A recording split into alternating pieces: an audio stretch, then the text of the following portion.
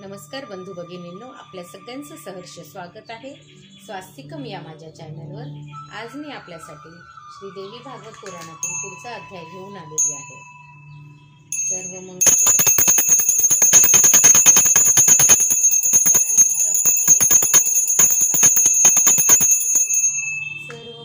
मांगल्ये शिवे सर्वार्थ साधिके शरण्यं त्र्यंबके गौरी नारायणी नमोस्तुते। सर्वमंगल मांगल्ये शिवे सर्वार्थ साधिके शरण्यं त्र्यंबके गौरी नारायणी नमोस्तुते। नैवेद्यं समर्पयामि।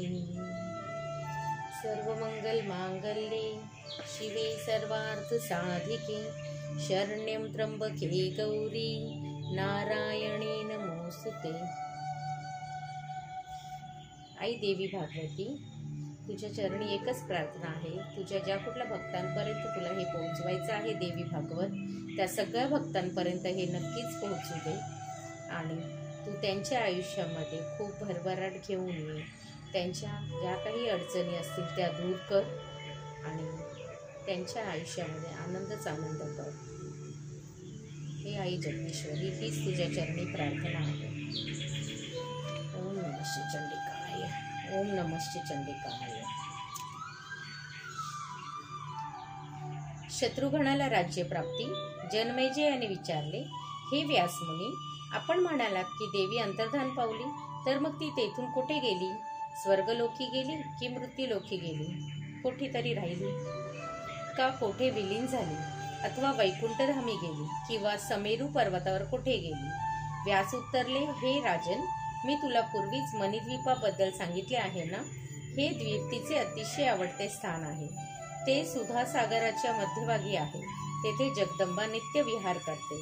जेव्हा तिने महिषासुराचा वध केला आणि देवांनी तिचे पूजन केले, तेव्हा ती तेथून अंतर्धान पावली आणि थेट मणिद्वीपाला गेली। तिथे त्या सनातनी मायाशक्तीने क्रीडा करण्यास सुरुवात केली।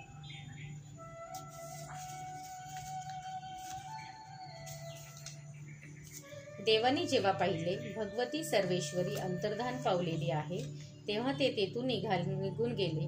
पण आपापल्या निवासाला जाण्यापूर्वी त्यांनी सूर्यवंशातील शत्रुघ्न नावाच्या अयोध्येच्या अद्भुत शूर राजाकडे महिषासुराचे राज्य सोपविले। देव आपापल्या ठिकाणी गेल्यावर राजा शत्रुघ्नाने पृथ्वीवर धर्मराज्य स्थापन केले। त्यामुळे प्रजा अतिशय सुखी झाली।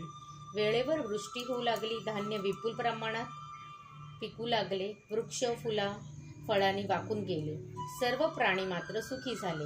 गायी खूप दूध देऊ लागली, नद्या सुमार्ग गामिनी झाल्या, ब्राह्मण वेद तत्वाचे ज्ञाता बनले आणि ते यज्ञानुष्ठानाचे कार्य करू लागले।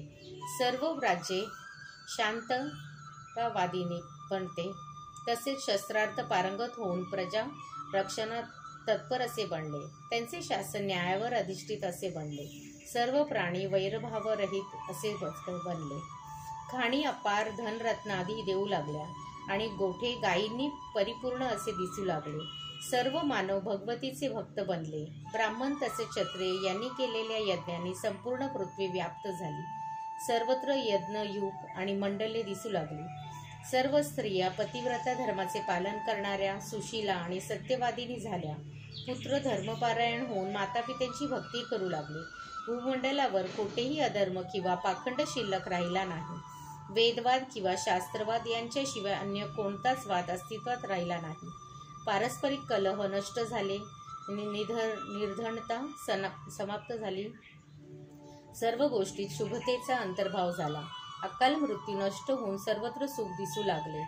सुहृदयांवर विरहाची पाळी येत नव्हती।